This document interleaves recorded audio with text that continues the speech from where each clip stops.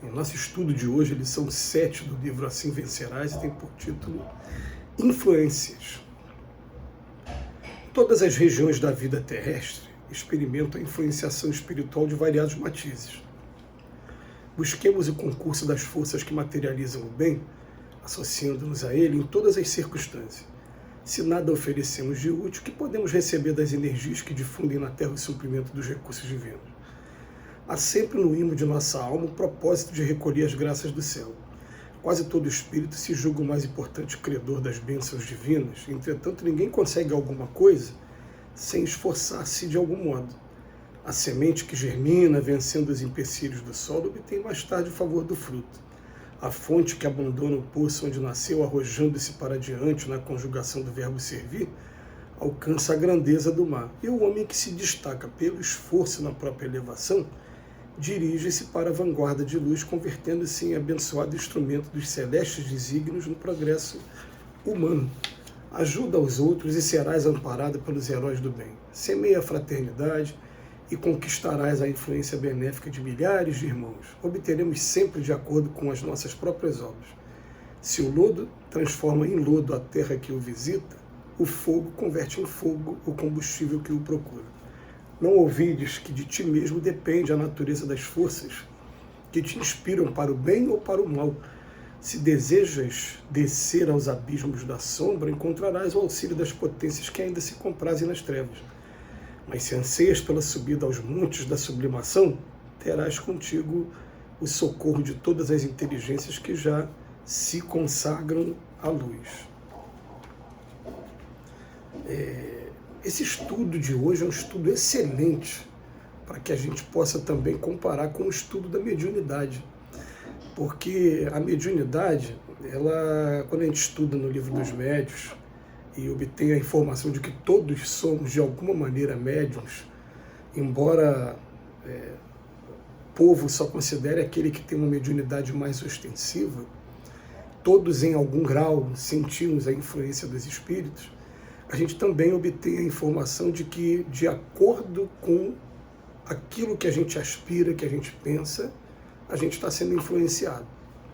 Então, um jargão popular que diga com quem andas, que eu te direi com quem o que és.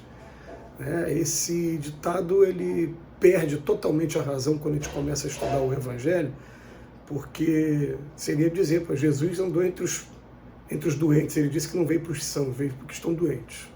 E ele é um doente? Né? Agora, o ditado que a gente tem aqui para a gente, o jargão passa a ser: me diga o que pensas e eu te direi com quem andas. E com quem andas vão estar te influenciando o tempo todo. São as influências que nós temos. E aí o Emmanuel vem falar que quando a gente tem o conhecimento disso, que cabe a cada um de nós a gente estabelecer um projeto, uma proposta de disciplina para o estudo e para a prática do bem também, como terapia para a gente.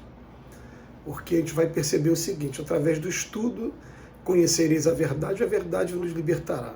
A gente vai descobrindo aquilo que em nós, como espíritos, ainda está desafinado com o Evangelho de Jesus. E através do trabalho no bem, a gente vai procurando contato com o ser humano, que vai fazendo com que a gente abra as portas do coração e tenha mais sensibilidade com o próximo. O objetivo maior aqui da Terra é que nós, espíritos, a gente consiga sair do egoísmo, da vaidade, do orgulho e caminhar para a direção do amor ao próximo. Esse é o objetivo maior. Então o Emmanuel ele vem trazer algumas informações que tanto para a mediunidade, né, principalmente, como para a vida de uma maneira geral, encarnados também, porque a gente acaba atraindo também encarnados para o nosso lado de acordo com os nossos objetivos. Então, todas as regiões da vida terrestre experimentam influenciação espiritual. Aqui ele está falando da espiritual. E ele está falando: vamos procurar o concurso dessas forças que materializam o bem, associando-nos a ele. Como é que a gente se associa a eles? A gente se associa a ele quando a gente consegue buscar uma coisa em que ser útil. E você pode ser útil dentro da sua própria família. Se você tem um parente que está enfermo, se você tem alguém que está precisando de um conselho, se você tem alguém que precisa ser visitado com mais frequência porque está prestes a entrar numa depressão, só pelo fato de você começar a se interessar em fazer isso, você vai trazer para o lado aqueles espíritos que amam aquele encarnado que está passando por esse problema, e a partir dali começam a sentir as influenciações dele nos guiando o melhor caminho da gente atender aquele que é o tutelado dele. Mas ele está do outro lado da vida, nós estamos aqui, ele quer muito ajudar, ele só consegue ajudar com sentimento, com um bom pensamento, mas ele não consegue ajudar de maneira mais direta dentro da vida material, e conta com o nosso concurso. Quando esse concurso começa a acontecer, ele se torna também nosso amigo e começa a nos ajudar também nas nossas dificuldades que todos temos, e temos muita dificuldade aqui na Terra. Então ele fala para a gente, se nada oferecemos de útil, o que a gente pode receber de energias que difundem na Terra? Ele vem fazer uma comparação para a gente. A semente, para germinar, ela fez esforço dela, a fonte, para chegar no mar também, ela contornou vários obstáculos. O homem que se destaca pelo esforço da própria elevação dirige-se à vanguarda de luz, e às vezes fazendo muito pouco com relação ao que a gente fazia. E dói quando a gente lê aquela perguntinha do Livro dos Espíritos, fala que falta na gente é a vontade. Os maus sobressaem porque os bons são tímidos. Duas perguntas separadas, né? Duas perguntas diferentes do Livro dos Espíritos. Então, o que acontece?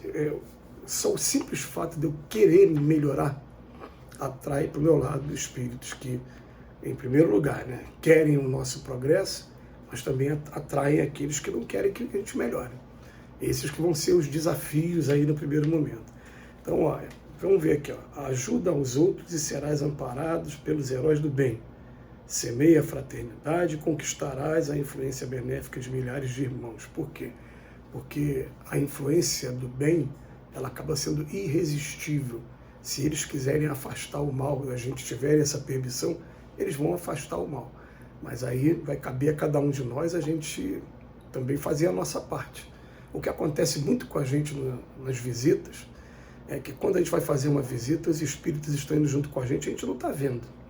Eles chegam lá, eles preparam um lugar, eles criam um cordão de isolamento para que a gente possa ter uma conversa fraterna com a pessoa que está necessitada.